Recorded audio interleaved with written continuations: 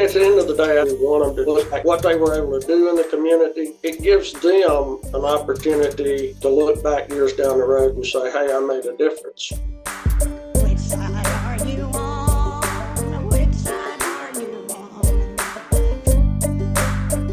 on? We have David Clark in the Zoom. Really excited for this conversation. David and I have been in, a lot closer communication over the last several months than we have before. David is a member of the United Steelworkers and the International Brotherhood of Electrical Workers, USW and IBEW, and he is currently the Director of Labor Relations at the United Way of Central Alabama. David Clark, welcome to the Valley Labor Report. Thanks for taking the time to talk to us. Thank you, Jacob. Glad to be here. Really excited to have this conversation with you. David, I wanted to talk to you before we talked about your work in the United Way, and I know you want to talk about the building trades apprenticeship programs, which you and I have been doing some work to try to help support over the last few months. Before we talk about that, could you talk to us about your time in the labor movement? You know, what do you feel like you learned that over your career in the labor movement that is really important for younger folks or folks just coming into their unions to know? Well, one of the most important things, it was right off the bat, learn your local issues, learn your contract. I was always amazed at the number of people that would come in and not realize that something did not apply to them. And I'll give you a really good example. One of those things was step-up wages. If you're working a position, say an entry-level job, and they come to you and step you up to the next position, then they need to pay you for that. And many companies, many contracts, labor agreements have that language in them. But know your rights. Work with the local. Get involved. One of the things that just amazed me were the number of people that would come to work and you never saw them at a union meeting. You never saw them at the union hall. But the union is everyone, and it's a participation organization. Right. That always did, and maybe maybe it's just kind of the way that I'm wired. But if I'm going to be a member of an organization, if I'm going to be, a member of an organization that has so much power over my life, right? I mean, your union is the one negotiating your working conditions and your wages and things like that. I'm going to be paying dues to the union. I want to have a say over what goes on, right? I mean, that's a big reason that I think that unions are so important generally, is that I believe that workers deserve a say on the job. And so it was always very confusing to me that people were willing to sort of, in a union workplace, you uniquely, more than basically every other worker in the country, have a voice on the job. And for you to just, be willing to forfeit that to other people in your union is something that never really made sense to me. Exactly. And one of the things that they need to stop and consider, 9 times out of 10, and it depends on the local union, I'm sure, but 9 times out of 10, without that voice, without communicating it to your shop steward, to your grievance person, to your committee, without communicating that, they don't know there's an issue. That's another thing. I really had a hard time getting that through to people at my workplace. I would tell them every time I did a new employee orientation, I was a steward, and I'm like, our union has literally hundreds of people in it. I work in project management. I don't know what goes on in contracting. I don't know what goes on in engineering. I don't know what goes on in finance. Like, you have to tell me if your supervisor is breaking the contract. And so then also you need to know a little bit about the contract yourself. And then you need to know how to get in touch with me. And yes, so, I mean, just the very bare minimum of it, at least know who your steward is and read your contract like once through. So I think that's really great advice, really great advice, David. Can you talk to us a little bit about your work for the United Way and what y'all are doing, as an entity down in Birmingham and Central Alabama? I mean, it's really inspiring work, I think. Certainly. But, one of the unique things about my position, I work with corporate and labor groups. And we have a really unique situation here. Our partners have really come full circle when it comes to volunteering. Parks, playgrounds, schools, you name it. There is something for everyone to do.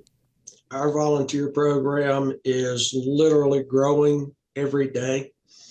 We work in 6 counties. And last week, we were very, very fortunate to have the operating engineers come up and do the site work at a park in Susan Moore in Blount County. And the iron workers sent a group of apprentices right behind them to construct a pavilion. Next week on the book, we've got apprenticeship trainees from the laborers, Local 559, coming out to do some concrete form work in preparation to pour 2 pickleball courts. And, it's really a huge impact. And the nice thing about it with apprentices, this is really an on-the-job training give back. They get to put to use the skills that they're acquiring to help the community, to make a difference. And at the end of the day, it's like anything else, especially with skilled trades workers. They'll ride by a project years later and say, I worked on that. So it gives them bragging rights because, the first week they're there, they're literally out here on these community volunteer projects. Yeah, it's really exciting. You talked to some about the, didn't y'all have some apprentices build some sort of school building recently? Yes, an outdoor classroom. The first one we did was in partnership with Jones Valley Teaching Farm, which is a fantastic program here locally. And the kids not only get to go out, plant, grow, and raise their own vegetables, but now they're tying it in with a culinary program where they learn how to prepare the food that they raised. But we had a great group, several groups, the Birmingham Electrical Joint Apprenticeship Training Center, Ironworkers Local 92 Apprenticeship Training Center. We had operating engineers, Local 312 Apprenticeship Training Center.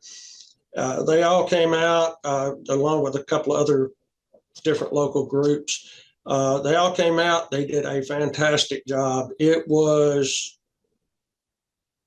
completed early, ready for class, and it was a great project. We all had a lot of fun. And at the end of the day, that's what we want them to do, is have fun, take away what they were able to do in the community, and it gives them an opportunity to look back years down the road and say, hey, I made a difference. Hey, 5 seconds, just wanted to say that this is only possible because of our donors. If you want to see more of this, then consider donating yourself at tvlr.fm/donate. You talked about how, some of these programs that you're doing have heavily involved some of the local unions' apprenticeship programs, and you've been a big fan of the Building Trade Union apprenticeship programs for a long time. Can you talk a little bit about why you think the building trades apprenticeship programs are so good? Oh, definitely. Look, it's rather than going into debt for tuition, it is an earn as you learn program. Let's just take the BEJATC 4-year program. Now you go in the door, you've got class time, but you're also being assigned to a project to learn from somebody on the job what you're learning in the classroom. You are paid for those hours. You are accruing pension, you have benefits, and some of the apprentices, upon completion of the program that I've talked to over the last few years, that they've incurred zero debt. Wow. There is zero student debt, and some of them are making 6 figures. Right. I think that's pretty. That's a pretty compelling argument. I talked to a pipe fitter at one point who, while he was single, he went and worked on a project for a few years in California, and obviously he was working a lot. He was getting per diem, and he ended up without a college degree making like $250,000 in 1 year. Lots of opportunities in the building trades, and one of the things that I think is really, really cool about the building trades unions is that, unlike if you were to go and become an electrician for like a local contractor, if you were to do that, then if work dries up locally, then you get laid off and you don't have anywhere else to go, right? Well, if you are a member of the electricians union, the IBEW, and work dries up locally and you're willing to move, you can go and find work anywhere else in the country, right? And so having that as a backstop, I think there's a lot of security there, and particularly if you're a young person and you're not going to be having kids for a long time, that's a incredible opportunity to go and live all over the country, and in Canada too. Is the building trade unions are international organizations across the U.S.-Canada border, and so really cool opportunities in the building trades, and so Is that the biggest reason that you think that young folks entering the workforce or considering career transition should think about the trades as like it's just a good job, you get paid well? It is an excellent job. You're acquiring skills, and and I used to do this during orientations. My go-to saying: your skills will pay your bills. That is without a doubt a very true statement. So, these kids that are graduating today from apprenticeship programs, going back to the iron workers, you stop and look at some of the kids that have come through, you realize that they're walking out the door certified in multiple welding processes. They're certified in rigging. They're certified in so many different things, but they are job ready. Every apprenticeship program is going to give you a job ready person. OSHA 10, OSHA 30, and that's not where it stops. Most of our apprenticeship programs have continuing education. The goal being, we don't need you to stop once you turn out as a journey person. We need you to keep going. We want you to be that next contractor. We want you to be that next successful subcontractor bidder. That's the ultimate goal. Right. Yeah, absolutely. The opportunity for advancement is definitely there. And I just saw a member of IBEW 136 started their own contract or electrical contracting company that's a union signatory, and so really exciting opportunity for him and for the local union. Obviously, if you have more union businesses, then being able to create more market share for your members, more work opportunities for your members is really great. So and I'll say also, as somebody who's also always worked white collar, I would be concerned if I was entering the white collar profession now in the age of AI, without any, at this point, I've got like 7 years of experience doing project management, and so I'll probably be okay. But if I had no experience in that kind of a field, I would be really concerned about ChatGPT taking my job. And robots are a little bit further away from being able to do iron work. So. Exactly. All right. Well, David Clark, steelworker and electrical worker union member, USW and IBEW, also director of labor relations at the United Way of Central Alabama. Thank you so much for your time. I appreciate it. Thank you, Jacob. Have a good day. Yes, sir. You too. You just saw a clip from the Valley Labor Report. We are live every Saturday morning from 9:30 a.m. till 12:30 p.m. And we pride ourselves on keeping all of our content free to everybody so that we can talk to as many working folks as possible. If you support the work that we're doing, you think that it's important, you think that it's good, then consider making a monthly contribution to the project, and you can do that on our website, tvlr.fm.